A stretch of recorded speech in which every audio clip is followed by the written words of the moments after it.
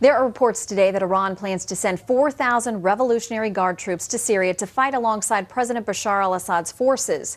That decision apparently was made before Iran's presidential election and before President Obama's decision to send lethal aid to Syrian rebels. Joining us now for more perspective on this escalating situation, Senator Dan Coats, Indiana Republican and member of the Senate Select Intelligence Committee. Senator, thank you for coming in today. Let me ask you, on Friday, the administration put out an announcement essentially that we now believe here in the U.S. that chemical weapons have been used by Assad against his people. What do you know about that? How confident are you in that assessment? I'm very confident in that assessment, but I think this is something that could have been determined weeks ago. We seem to be reacting rather than proacting to situations. The British, the French, the Israelis, others, pretty clear evidence of use of chemical weapons some time ago. So there's been delay here. It seems like we're behind the curve in a number of these things, including potentially this latest statement. Small arms, I'm not sure is going to do the job.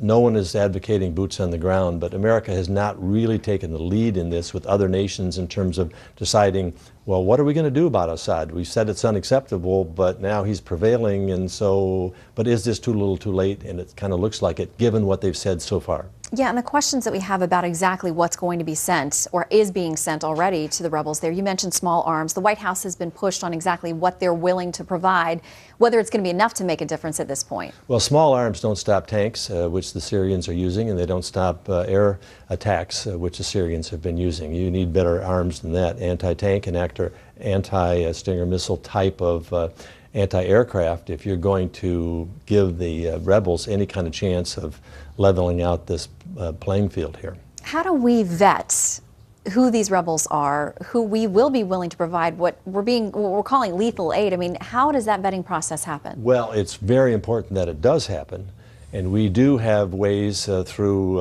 other intelligence services and other contacts there that we have with these groups, because we absolutely have to make sure that we don't see these weapons falling in the wrong hands, and we do know there are elements of the rebels that are coming from the wrong sources. So we have to be very, very careful in who we give these to and how we oversee this whole delivery of arms, because we don't want them turned against us or Israel or other allies in the region.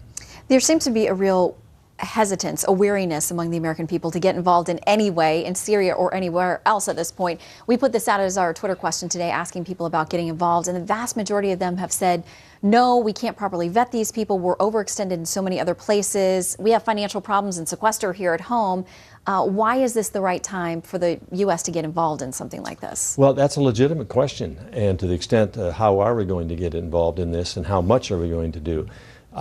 Clearly, it is in our national interest to see Assad go, but it's also in our national interest not to see that country taken over and end up in a sectarian war fight, as we've seen now starting again in Iraq, and it's a mess in the Middle East. We're not going to be able to solve that problem. We can assist, we can work with the Arab League, we can work with our European neighbors, with NATO and others to try to address these things that directly impact us, but to think that we're going to put and engage in another war in the Middle East right now is not feasible, and it shouldn't be done.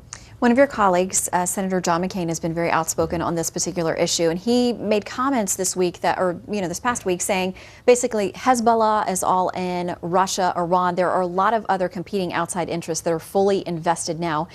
Russia is pushing back on the assessment of chemical weapons. One of their officials saying they're not convinced at this point. What role do they play? We're heading into the G8 now. What kind of discussions should we be having with Russia about their involvement, about Iran's involvement as well? Well, we should be having these discussions, but I don't think Russia is anteing up here with the truth. It's clear that they are coming down on the side of Assad, and this continual call for more talk, more diplomacy, more let's work with the Russians, I don't suspect for a minute that that's going to solve this problem. We have to draw the line here with those of us who stand on the side of democracy and stand on the side of not supporting a murderous regime which has killed now over 100,000 people.